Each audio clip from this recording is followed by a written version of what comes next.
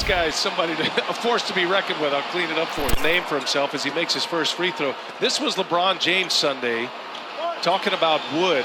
Ladies and gentlemen, free agency started on July 1st, 2023. At this point, you would think that all the big roster transactions were made in the NBA. But there's a big one here, late, right now, in the middle of the night. Your boy and his editor are still up grinding for you guys. So before we get to the content, we're doing a huge giveaway on Instagram. We're going to be giving away codes to NBA 2K24 to any of my Instagram followers or Snapchat followers. And if I fail the way I failed giving away Madden codes, we're going to be giving away the cash equivalents to the price of that game. So about $70 to 10 of my followers. And now that we get all that out of the way, cue the intro.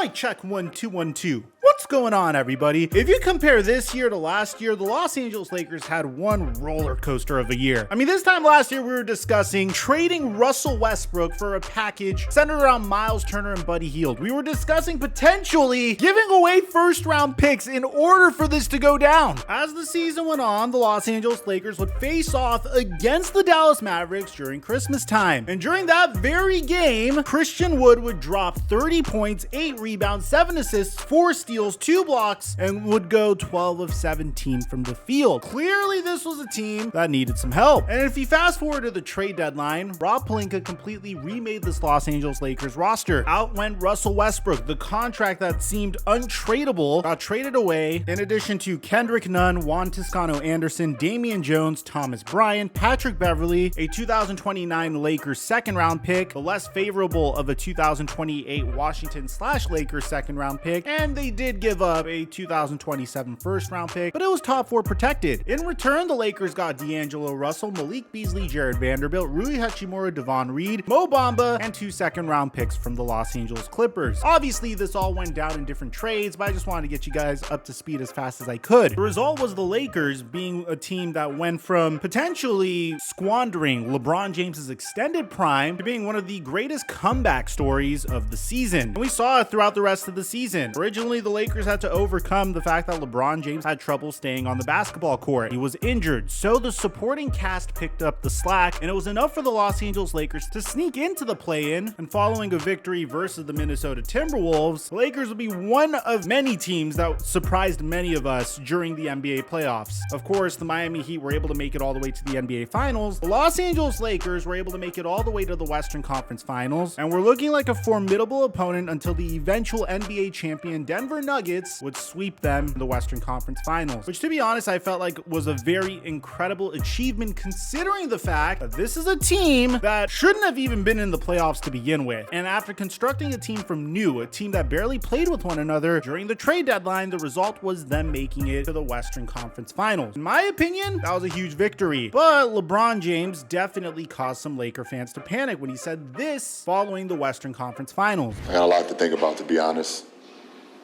And just for me personally, going forward with the game of basketball, got a lot to think about. So there was a little bit of a conflict within the Lakers organization. What direction do you go in from here? Kyrie Irving was about to be a free agent. Many of us were thinking that the Los Angeles Lakers might try to bring back LeBron James' old partner in crime. I was able to win a championship with the Cleveland Cavaliers with him. Were they going to opt for that, or were they going to opt for continuity, which is what Rob Pelinka said almost immediately in his exit interview. Our intentions are to keep our core of young guys together, and I think we saw incredible growth and achievement by, Rui, Austin. I could go down the list, Vando, D'Lo.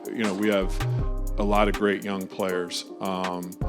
And we want to do our best to fit the puzzle together. Well, we got our answer shortly after. It was a mixed bag of both, if we're being honest. When free agency opened its floodgates, the Los Angeles Lakers announced that they were signing Taurean Prince, which I thought was a remarkable decision. You're adding a fantastic 3-and-D player next to LeBron James and Anthony Davis. This is ideal. What were they going to do next? Are they going to keep Dennis Schroeder? No, they're going to sign Gabe Vincent instead of him on a 3-year, $33 million deal. A player that could start for for the Lakers unless if they bring back D'Angelo Russell, which they did the very next day on a bargain of a contract, might I add. The Lakers would do a fantastic job bringing back Rui Hachimura on a 3-year, $51 million contract, signing the high upside Cam Reddish on a 2-year deal. The very next day, they would announce that they were signing Jackson Hayes as well, in addition to announcing the one player that was the biggest threat to leave, that was Austin Reeves. The Los Angeles Lakers were able to bring him back on a 4-year, $56 million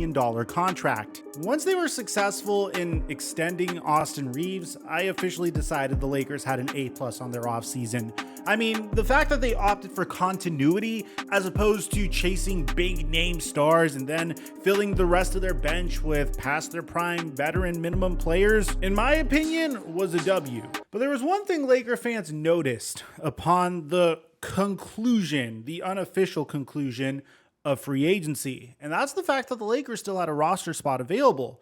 And many of us were speculating who were they going to pursue.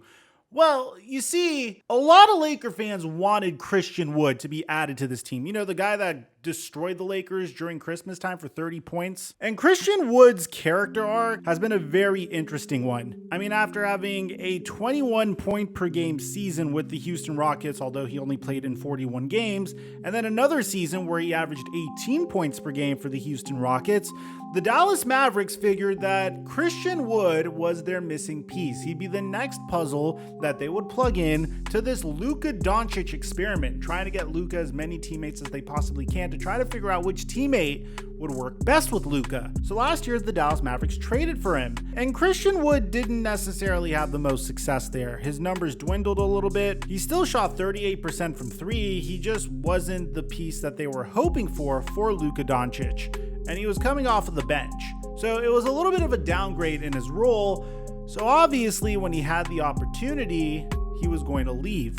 Although the timing was fairly unfortunate, because if he was in the right position and put up another 20 point per game season and showed that he could be one of those starting caliber type players on a team that's contending for a championship, his fortunes would have been significantly different. He'd be signing a way different type of contract now.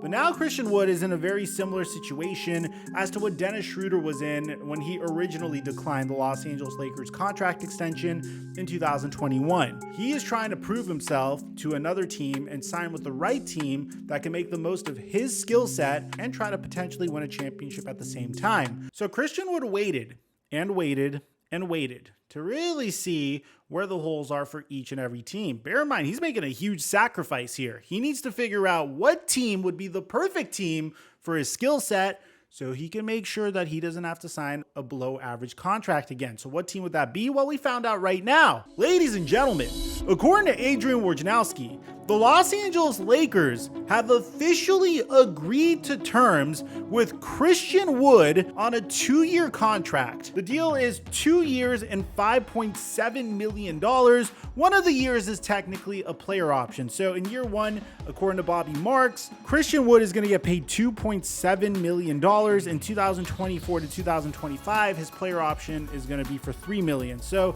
this gives Christian Wood the opportunity to opt back in with the Lakers in the event that he has a bad year 1, or if he gets injured. And if he has a remarkable year and some team is willing to pay him a significant amount of money, something similar to what happened to Malik Monk last offseason, then he has the flexibility to do that. And I think this is a home run play for Christian Wood, because what were Los Angeles Laker fans saying all offseason long?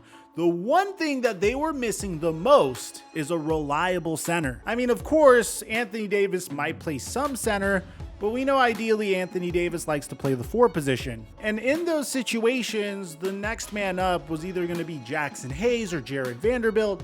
Wasn't necessarily ideal for the Los Angeles Lakers. So this is a remarkable opportunity for Christian Wood, because not only is he going to be potentially at some point, I could envision him being in the starting 5, because the Lakers were doing a lot of tinkering last year, if you think about it. But not only does Christian Wood have an opportunity to do that, but in addition to that, He'll get so many wide open looks. This is one of the best constructed teams I've ever seen from the Los Angeles Lakers. It's the perfect combination of role players, 3-and-D players. Almost everyone on this team can shoot. I mean, we're talking about a player that quite literally shot 38% from 3 last year. When you have LeBron James and Anthony Davis on the offensive end, hell, if you have D'Angelo Russell on one of his hot nights or Austin Reeves doing his thing and the shot is falling, there's going to be some open looks to go around. Floor spacing is going to be fantastic for Christian Wood to operate. The LeBron James pick and roll is going to be there for him, especially when Anthony Davis goes to the bench. There's so many opportunities and so many ways that Christian Wood could be used here that I think this is a home run. This was the best play for him, and it seems like he agrees because he even tweeted out on X, yes, it's called X now, I'm still not over it, "It's always been my dream to be a Laker." So if we had an A+ before for our offseason, I have to give the Lakers an A++. This is a huge steal in my opinion. Let me know what you guys think in the comment section down below. Do you think the Lakers had the best offseason in the West? I'd like to hear what you have to say. Aside from that, I'm your boy Mike, and I'm dropping our mic until our next upload.